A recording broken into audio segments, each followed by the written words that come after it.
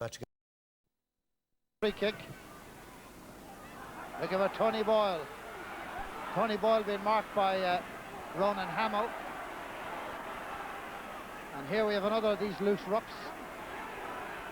James McHugh goes down. This is young Hamill.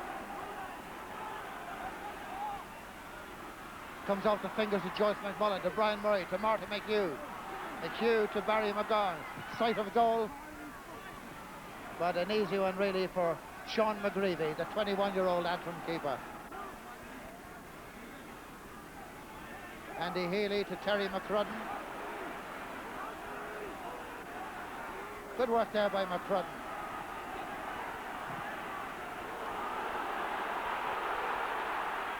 Chris Murphy trying to get inside. Back to Heatley. Antrim have gone 2 ahead. And both scores coming from Conal Heatley. 7 minutes gone at Casement Park, and a good early delivery, finding the full forward on a 1-to-1, and Heatley applies the finish. Andy Healy, Antrim. Jimmy Wilson. Jimmy from the Johnnies. It's Barry McGowan again, having a splendid match. He started off like he's heading for one of those man-in-the-man watches.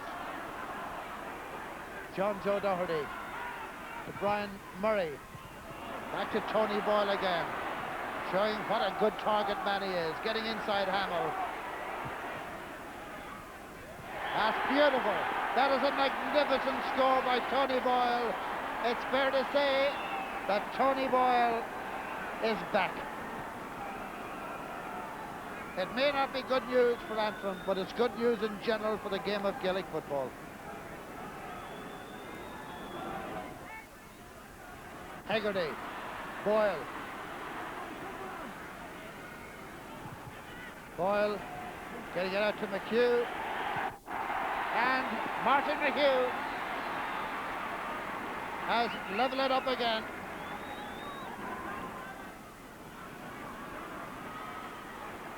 Mattis Boyle. Joyce McMullen. Oh, great piece of play. Free to Malloy. Not pretty. Good sense there by Anthony Malloy. But what a great piece of play by Boyle, who came out of the square. Just watch this. Boyle going in the other direction and left the space in behind. Was filled by Malloy. Antrim wearing wide to it. Good score, that. 5 minutes to half-time. Paul McErlane in possession. Fouls the ball. Again, bit of ball watching by Antrim. Nobody picking up centre-half John Cunningham. He freezes wing-back McGowan. He looks in for Boyle. This man's brilliant. Tony Boyle, what a player, what a forward. He is back, and with him, Donegal. In 1992, Tony Boyle was the best full forward in the business. He missed a year with serious injury, but he's back, and this is Boyle at his brilliant best. Turning, swiveling, shooting. Due to Joyce McMullen, raiding from the right half back position. Donegal throwing it around. Antrim getting a little desperate in the challenges. Barry McGowan in a right corner forward position, giving it to Declan Bonner. Donegal are on fire now. Declan Bonner, the scorer. Made by Barry McGowan. But Barry McGowan has not switched positions. Let me emphasize that. Joe Kennedy is the man at the ball. Only 2 Antrim players have scored today, and Joe Kennedy here is one of them. Surely he's not super optimistic that he'll score from there. Donald Armstrong. Donald has plenty of time to look. Guides it in. Ah, it's a great point. That's a wonderful point by Donald Armstrong.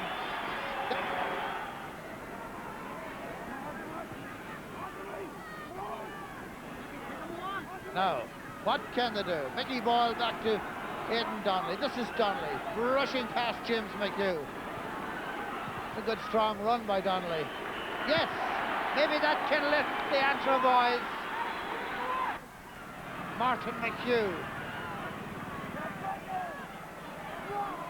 goes it alone and over the bar, and that may be the moment when Antrim's challenge has died for yet another championship year. Martin McHugh on the solo run. He felt everybody else was covered in that event. Why not do it yourself?